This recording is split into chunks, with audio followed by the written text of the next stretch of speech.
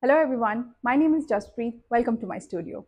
In today's pottery tutorial, I'll be demonstrating a surface decoration technique where I'll use a slip and underglaze transfers to create this surface on small bowls. Now, I have used a darker clay body with a lighter slip and transfers from Sunbow.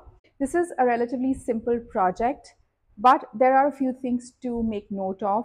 One is that the clay that you use and the slip that you use, both of them have to fire to the same temperature, which means that if you're using a clay body which fires to cone 5, your slip also has to fire to the same temperature. If you're using a slip made from clay, so slip is basically a liquefied form of clay. Now, if you're using a slip or a clay body for slip, which fires to a different temperature. For example, if it's a low fire clay or if it's a high fire clay and doesn't really fire to cone 5, 6, doesn't really mature to cone 5, then you'll face some issues where the slip will actually come off after the final glaze firing. So make sure that you're using slip and clay which both fire to the same temperature. Most slips, the recipes that you find online, and I'll probably list some if I can find, they usually have a broader firing range. So those will work fine. If you don't have slip, you can actually use your white underglaze. That works perfectly all right. The only thing you have to remember is you'll have to probably use a couple of coats to get a nice even coverage. And the second thing that you have to be careful about is at what point do you add the underglaze transfer?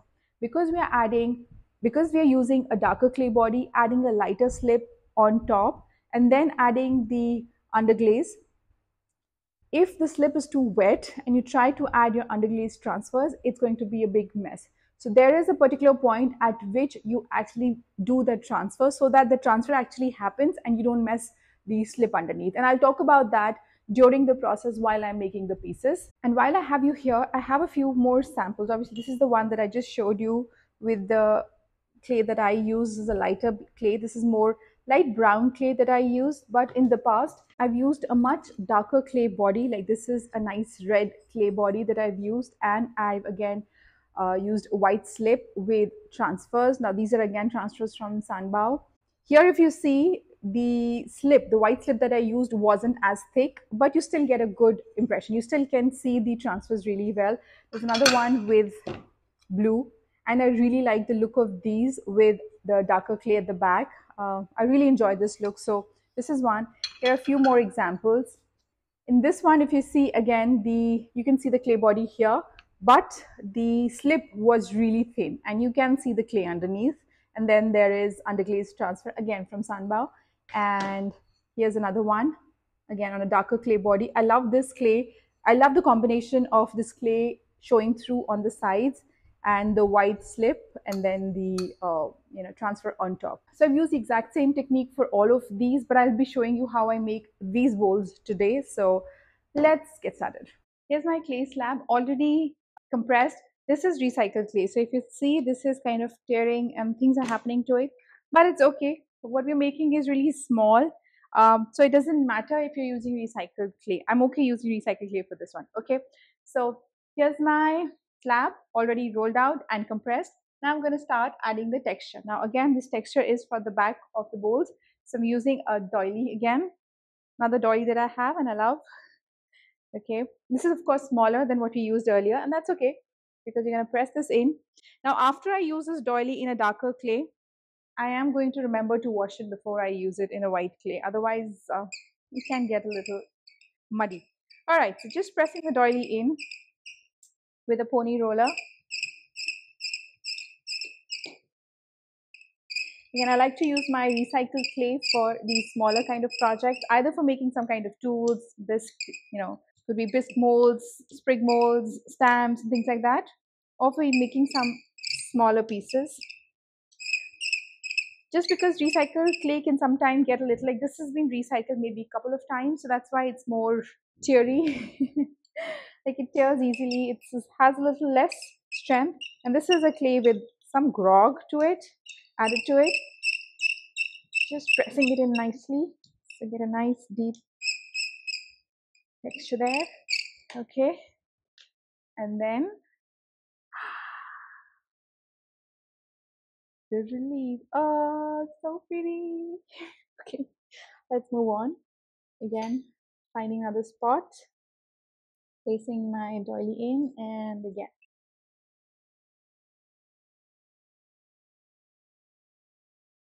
This is recycled clay and it has been sitting around rolled for over a week. And I think it's drying out a little bit, but again, still works for what we needed to do in this area. And then we'll start cutting the slabs. I have to say thank you to my friend Thais. I'll link her Instagram below. She's the one who started this craze of doilies for me. So I'm going to just link her so you can check her out. She makes really pretty plant markers and also these doily bowls, like much bigger ones. When I saw her stuff, I was like, I want to try this as well. Do check her out. Oh, look at that. I love it. I love it. Love it. Should we add some more here? I'm not sure how much of that portion we're going to use, but okay. Let's just quickly add some here and then move on.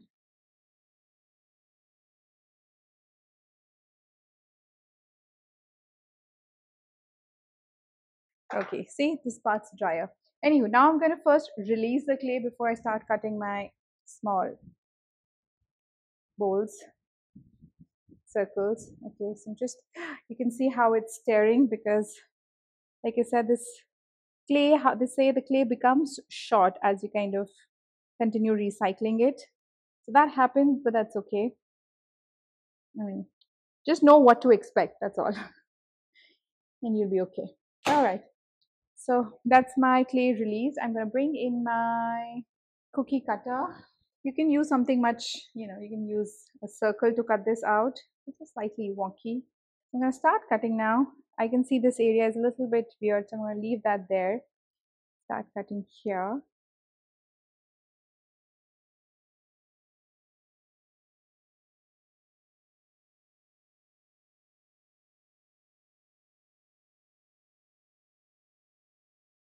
I'm just avoiding all these areas where there are tears so that, they don't bother me with the rest of the piece. I'm just avoiding those areas. Maybe get one more here. Just have one here. Okay. I think that's all I can get from this slab. Again, I'm going to just bring this together, dunk it in water, put it in a bag so that it absorbs some of the water back in, and then I'm going to wedge it and use it again to make something small. Okay, on to the next step. While my clay is still soft, I'm going to just bring in my binding wheel and this, maybe a couple of boards to work on. Here they are. All right, so I place my board here, bring in one of the slabs, again, just clean off the edge here.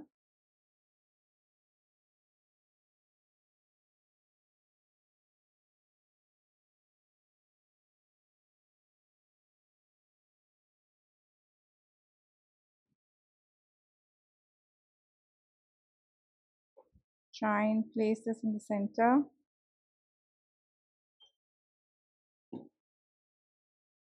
And press from all the sides, just press it down like this.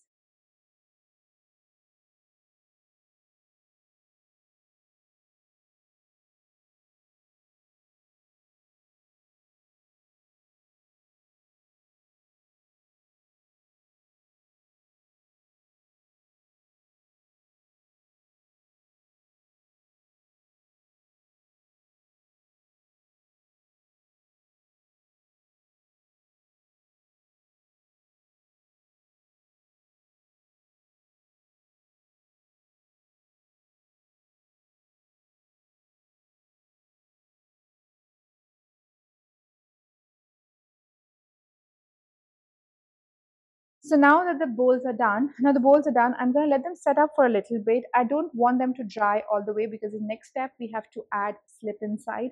Just dry enough that when I add the slip, the dark clay color doesn't transfer onto the white slip. That's my only concern. So I'm going to let them set up for a little bit, dry out a tiny bit so that they're not as soft as they are right now. So I'll be back once they are a little ready and I'll show you what they look like and we'll move on to the next step. All right, so my bowls have had some time to set up. They are slightly firmer than before. I mean, they still can be molded. I can still press and do things to it. They're not quite at leather hard. They are softer than that. But this is a good time when we can add our slip. The slip I'm using is a white porcelain slip that I have here. And the only thing you have to remember is if you're adding slip, whenever you're adding slip, use the slip that fires to the same temperature as your clay. If you have a high fire slip and a low fire clay, it's not going to work. There will be some issues during glazing and firing and things like that. The slip may actually just come off after firing, so there will be issues. So make sure that both of them fire at the same temperature. I have this porcelain slip that I'll be using, and they both fire to mid. They're both mid-fire clays, and they both fire to the same temperature. So I'll be using that. Now to apply this, I'm again going to be using my Mako number 8 fan brush. I have the slip in a little jar here. I'm just mixing it with a whisk, and then with my brush, again just soaking the brush in the slip, holding on to my pot. I'm gonna go and add. Now my slip I think is a little too thick, I feel, but we'll see. Let me see. Yeah, it's not, if you see, it's not gliding on that easily. I might have to add some water to it. But again, I'm just making sure that my clay surface is nicely covered. Don't worry about the edges, we'll clean those. Now, when you're adding slip, there are a few things to note. One is obviously that they fire to the same temperature, their clay and the slip.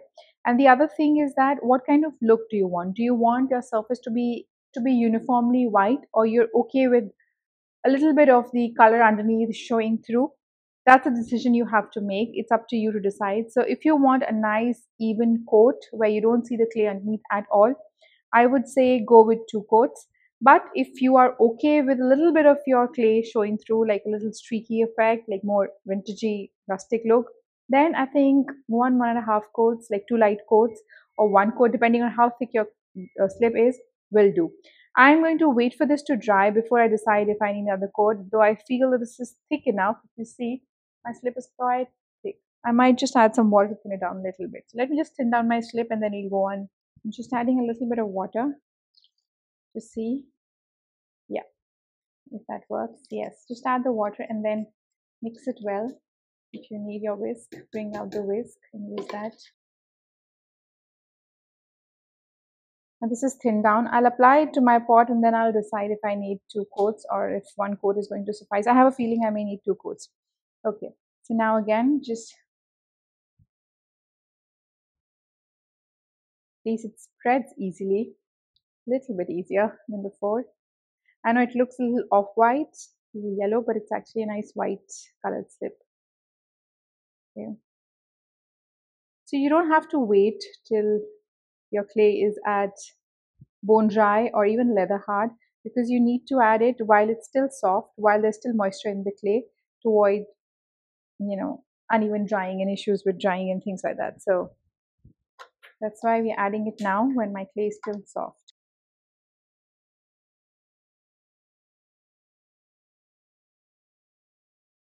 Now again, once we add the slip, we're gonna have to wait for the slip to dry. I think I'm gonna go with just 1 coat, because otherwise it's going to take me the entire day to get this to actually work. Again, like I said, my slip is really thick, so I should be okay with just 1 coat. But we'll not know unless we do the final firing, the glaze firing. Only then we'll know what it actually looks like. So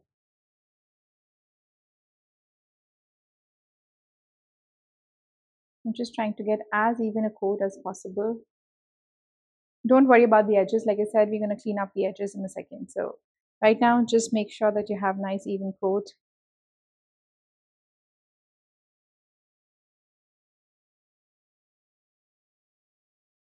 Don't use slip which is too thin, because that's not going to cover much of the surface underneath. We need something which is thick. So start with thick if you need.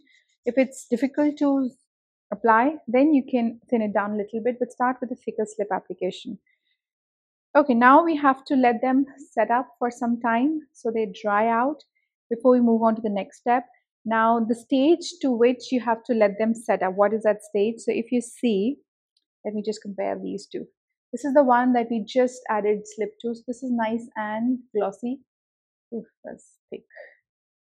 This is nice and glossy inside. And this one, if you see, it's starting to get it's starting to dry out. You still see that gloss inside. So we have to get to the stage where this becomes like this soft suede, look.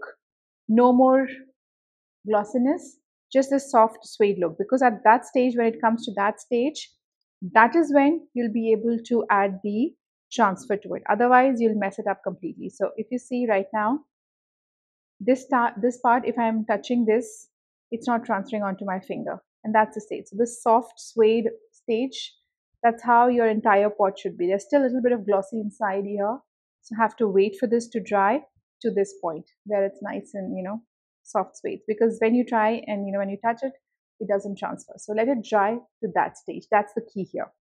All right, as my things are drying, as these pots are drying, they need to get to the stage where they are at, that soft suede, not the glossy. You can see a little bit of gloss on this side, and this is more like dry, soft suede. That's the stage we need them to be to move on to the next process. Okay, now for transfers, I'll be using this one from Sunbow. I did get it some time back, but I hope it'll work because I realized some of the older transfers, like I have transfers which are like 3, 4 years old. I know, just haven't had a chance to get to them, and those are not working. I did give it a try. I tried on a couple of these pots, but they don't seem to be working. So I'm going to just cut off some of these swirlies and place them around the bowl. Let me start with this one. This is nice and dry, and this is the, I just cut out a little, transfer from the entire sheet, from the big sheet, just a little bit. And you'll see one side is kind of dull, one side is darker. The darker side is the one which has the color, the underglaze. So with that side facing the pot, facing down, okay, I place it here in a way.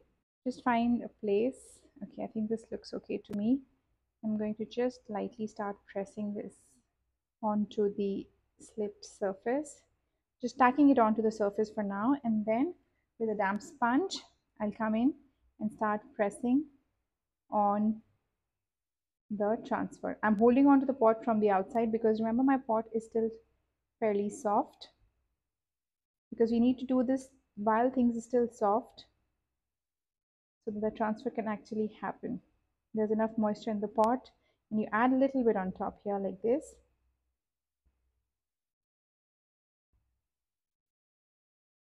Okay, if you see, all I'm doing is with a small sponge. Now this is just a sponge that I had a full sponge cut into half, another half. So this is 1/4 of a sponge, this is a small piece. And then because this is easy, I need a smaller area and I can easily go over the transfer. I thought the transfers don't go bad, but they do. So don't hold on to transfers for years. I have some from 3 or 4 years back and they're not working. So yeah, they're just not releasing the ink. Okay, we do that. Then I'm going to just quickly check to see if it's happening. Yes, the transfer is happening. Okay, I think that's okay. Now I'm going to peel this off and hopefully we'll have a nice transfer there. Okay, not perfect. So probably I have to let it sit there for some time, but I don't mind this look at all. I think it has a very antique looking feel to it. That's okay. That's one. I'll try a few more and we'll get a better, do a better job with the others. So once you've done this, then I'm gonna just clean off the rim a little bit. To clean the rim, again a damp sponge, and I'll just go over here. Every time I swipe on my rim, I'm using a clean side of the sponge. I'm just moving the sponge, rotating the sponge so that just adding the clean side onto here. Otherwise, it will just get muddy. The rim. I need a nice clean rim. Okay. Because this is grogged clay, a lot of the grog has come onto the surface when you use a yellow sponge. So now with a damp finger, I just go in and press everything in, and that works beautifully. Okay, so there you have it. I'm going to do a few more where hopefully the transfer will look a little better. So here's another one. Okay, I'll cut out another transfer and we'll try it again. Here's another cutout. Again, the dark side facing down onto the clay. I'm going to just hold this in my hand so that I can see and place it properly. Okay, just place it here first, and then with a damp sponge, damp, not drippy, okay, just damp sponge, pressing, go over the transfer and start pressing it in so it holds on to the surface. Just make sure it's touching from all the sides because it's a curved surface, sometimes get a little tricky. So just make sure it's nicely sitting flat on the surface. Okay. Oh, can you see that? Yeah, the sun's beaming down now. Okay, done that. I'm going to let this sit for some time so the ink can get activated and it will transfer onto the pot. In the meanwhile, I'll go on to the others.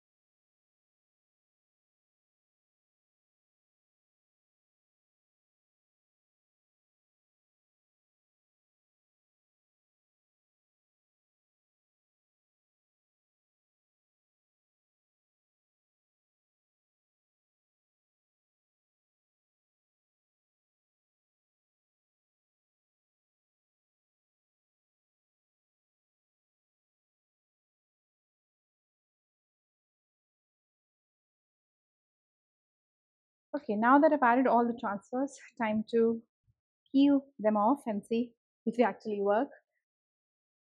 Okay, this is the one that I added. Okay, not bad.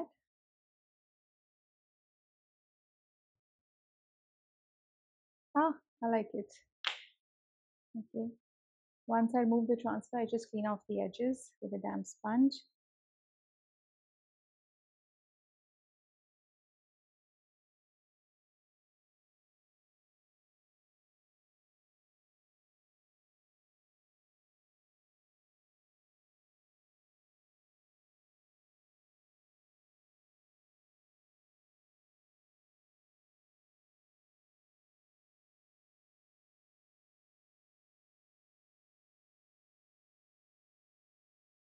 Again, cleaning off the rim is a personal choice. If you want to, you can leave it there. I like that clean rim look because the rest of my pot, the backside, is going to be again just the clay body showing through. I'm not adding any kind of glaze to the back, at least for now. That's on the plan. We'll see. So I'll clean up all of these, place them under a plastic so they dry slowly and evenly and don't warp. Because as I've explained earlier, also my smaller pieces tend to warp more because I take them for granted. So I'm going to leave them under a plastic and dry slowly. In a week, they should be dry enough to kind of let them sit out for another day or so and then put them through the kiln.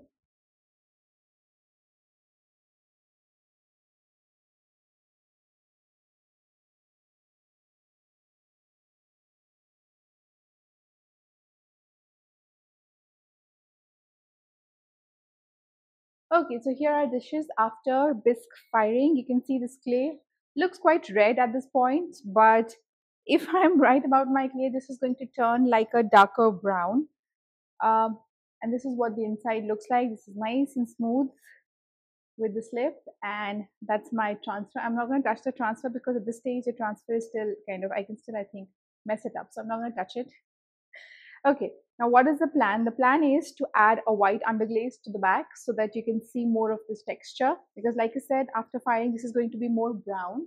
The white will still show. You can leave it as is as well if you want, but I'm going to add white underglaze, wipe it back, and then add a layer of clear glaze on top. Zinc-free clear is what I'm going to add on top here. So that is the plan.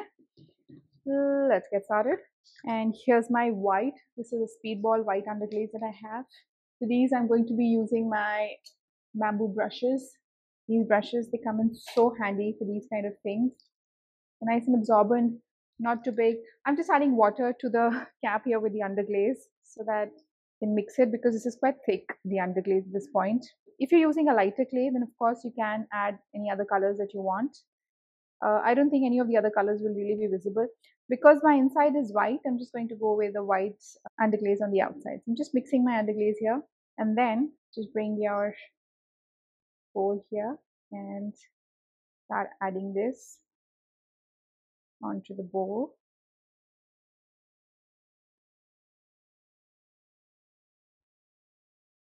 And you have to keep it liquid enough so that it goes into the recessed areas.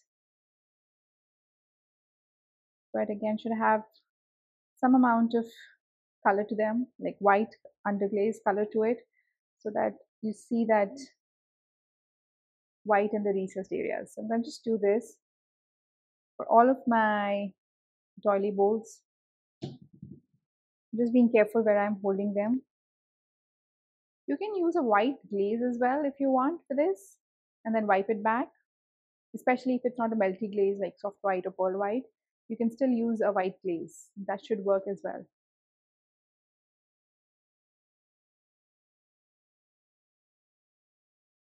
Because I'm going to wipe back most of the color, I like using an underglaze.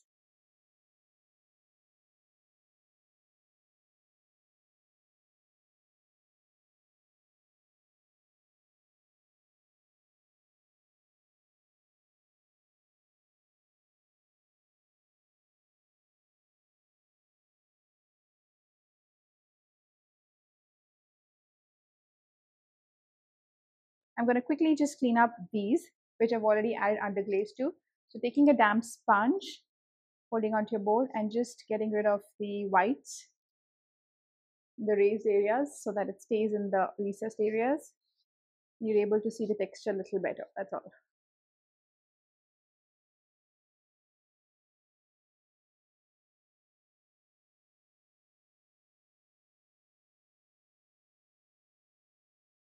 Let's just do this for all of these. I'm just being careful not to touch my pot where you have the transfer, because at this stage the transfer can still move. Like you can still mess it up. So just be careful when you're handling your pots at the bisque stage, especially with transfer on them.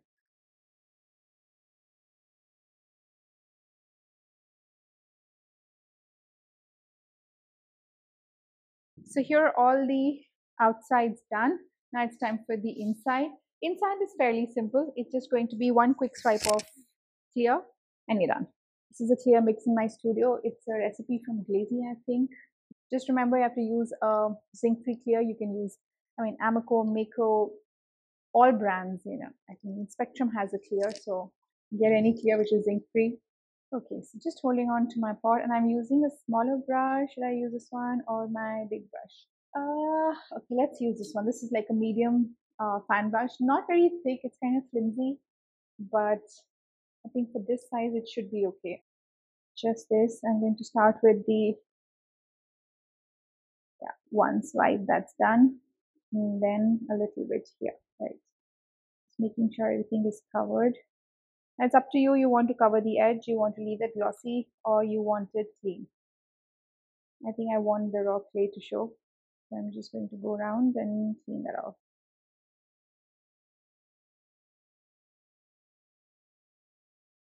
So that's done. And that's exactly what I'm going to be doing. Let me just try my Mako brush and see how that goes. Carefully. Just loading your brush, and there you go.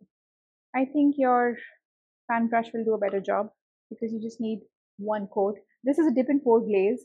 So when I'm brushing it on, I don't need to do 2 coats. 1 coat is more than enough. It's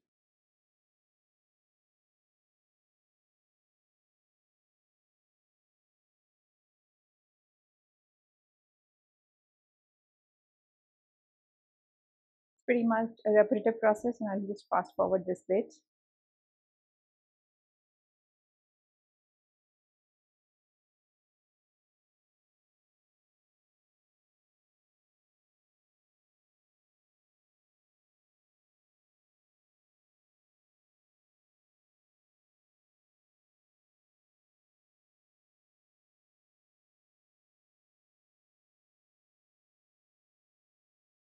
So all my pots are glazed now. I will fire them to 1200 degrees Celsius. Once they are fired, I'll show you what they look like.